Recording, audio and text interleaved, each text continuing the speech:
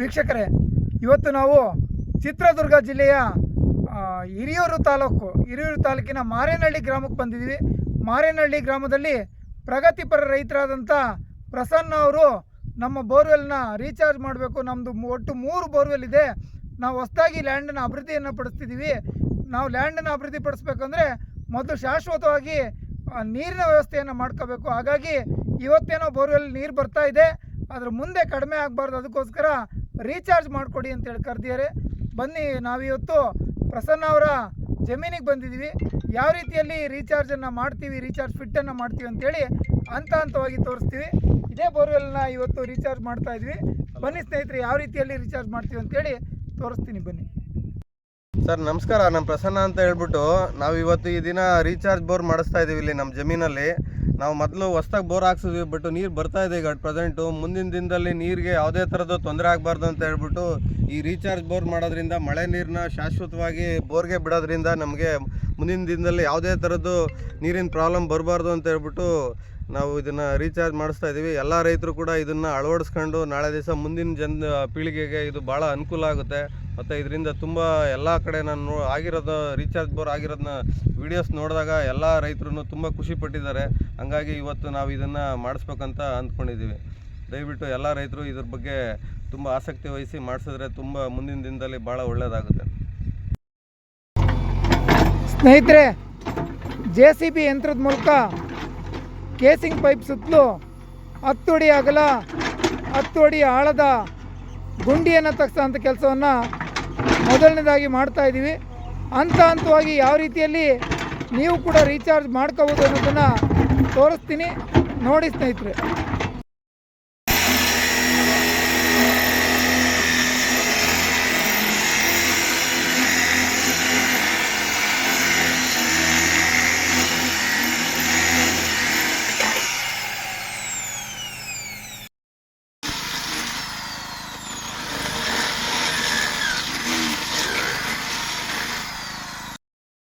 ಸ್ನೇಹಿತರೆ, ಕೇಸಿಂಗ್ ಪೈಪಿಗೆ ರಂಧ್ರವನ್ನು ಹಾಕಿದ ನಂತರ ಈ ರೀತಿ ಲಾಂಗ್ ಹ್ಯಾಂಡಲ್ಲು ಕ್ಲಾಂಪನ್ನು ಕೇಸಿಂಗ್ ಪೈಪಿಗೆ ಹಾಕಬೇಕಾಗತ್ತೆ.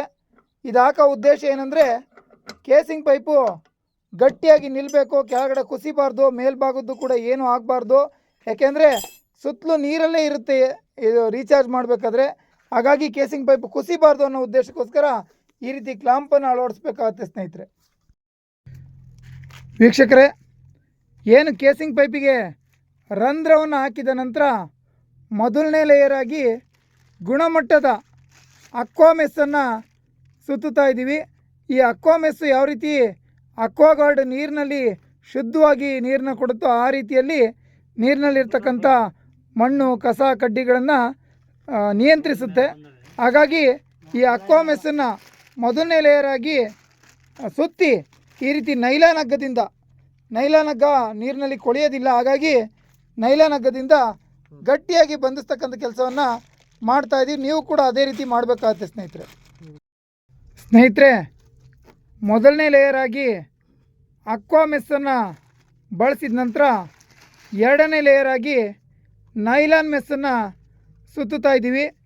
ನೈಲಾನ್ ಮೆಸ್ ಕೂಡ ನೀರಿನಲ್ಲಿರ್ತಕ್ಕಂಥ ಮಣ್ಣಿನ ಅಂಶವನ್ನು ತಡೆಯೋದ್ರಲ್ಲಿ ಸಾಕಷ್ಟು ಕೆಲಸ ಮಾಡುತ್ತೆ.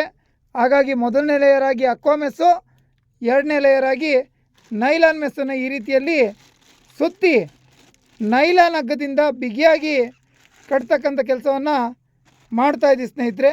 ನೀವು ಕೂಡ ಈ ರೀತಿಯಲ್ಲಿ ರಂಧ್ರವನ್ನು ಹಾಕಿದ ನಂತರ ಅಕ್ವಾಮೆಸ್ ಆದಮೇಲೆ ನೈಲಾನ್ ಮೆಸ್ಸನ್ನು ಬಳಸಬೇಕಾಗುತ್ತೆ ಸ್ನೇಹಿತರೆ.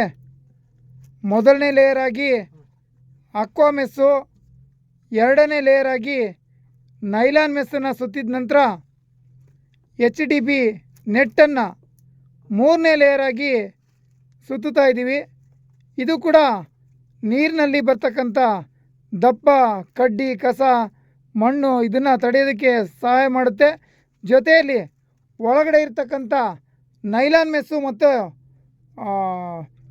ಅಕ್ವಾಮೆಸ್ಸನ್ನು ರಕ್ಷಣೆ ಮಾಡೋದಕ್ಕೂ ಕೂಡ ಇದು ಕೆಲಸ ಮಾಡುತ್ತೆ. ಹಾಗಾಗಿ ಮೂರನೇ ಲೇಯರಾಗಿ ಈ ಒಂದು HDP ನೆಟ್ಟನ್ನು ಸುತ್ತುತ್ತಾ ಇದ್ದೀವಿ ಸ್ನೇಹಿತರೆ. ಅದನ್ನು ಕೂಡ ನೈಲಾನ್ ಹಗ್ಗದಿಂದ ಗಟ್ಟಿಯಾಗಿ ಇದೇ ರೀತಿಯಲ್ಲಿ ಸುತ್ತಬೇಕಾಗುತ್ತೆ ಸ್ನೇಹಿತರೆ.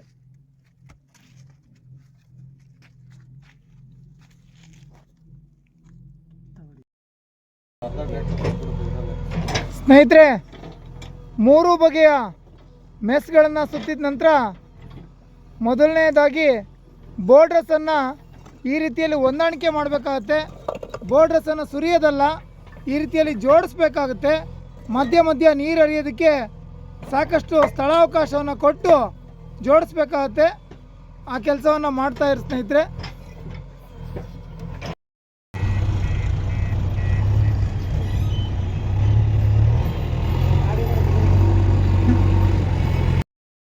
ಸ್ನೇಹಿತರೆ, 40 mm ಜಲ್ಲಿಯನ್ನು ಹಾಕಿದ ನಂತರ 20 mm ಜಲ್ಲಿಯನ್ನು ಹಾಕಿ ಈ ರೀತಿಯಲ್ಲಿ HDB ನೆಟ್ಟನ್ನು ಚಾಪೆ ರೀತಿಯಲ್ಲಿ ಹಾಸ್ಬೇಕಾಗುತ್ತೆ. ಯಾಕೆಂದರೆ ಮೇಲ್ಗಡೆಯಿಂದ ನೀರಿನಲ್ಲಿ ಬರ್ತಕ್ಕಂಥ ಮಣ್ಣಿನ ಕಣಗಳನ್ನು ಮೇಲ್ಗಡೆನೇ ತಡಿಲಿಕ್ಕೆ ಈ ಒಂದು ಮೆಸ್ಸನ್ನು ಈ ರೀತಿಯಲ್ಲಿ ಹಾಸ್ಬೇಕಾಗುತ್ತೆ ಸ್ನೇಹಿತರೆ.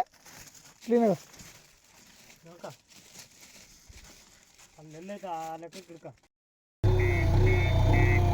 20 mm ನಂತರ ಮೆಸ್ಸನ್ನು ಹಾಸಿ ಚಿಪ್ಸ್ ಅಂದರೆ 6 mm ಜಲ್ಲಿಯನ್ನು ಹಾಕಬೇಕಾಗುತ್ತೆ ಸ್ನೇಹಿತರೆ.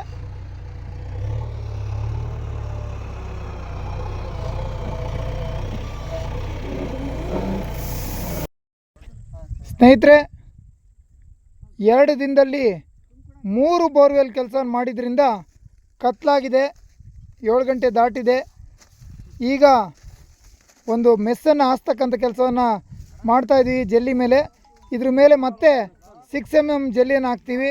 ನೀವು ಪೂರ್ತಿ ತೋರಿಸಿಲ್ಲ, ಅರ್ಧ ತೋರಿಸ್ತೀರಾ ಅಂತೆಲ್ಲ ಕೆಲವರು ತಪ್ಪು ತಿಳ್ಕೊಳ್ತೀರಾ. ಕತ್ಲಾದಾಗ ಕೆಲವೊಂದು ವೀಡಿಯೋ ಮಾಡಲಿಕ್ಕಾಗಿರಲ್ಲ, ಹಾಗಾಗಿ ಕೆಲವೊಂದು ಹಾಕಿರಲ್ಲ. ಆದರೆ ನೀವು ಫೋನ್ ಮಾಡಿದಾಗ ನಿಮಗೆಲ್ಲ ಮಾಹಿತಿನೂ ಕೂಡ ನಾನು ಕೊಟ್ಟಿರ್ತೀನಿ.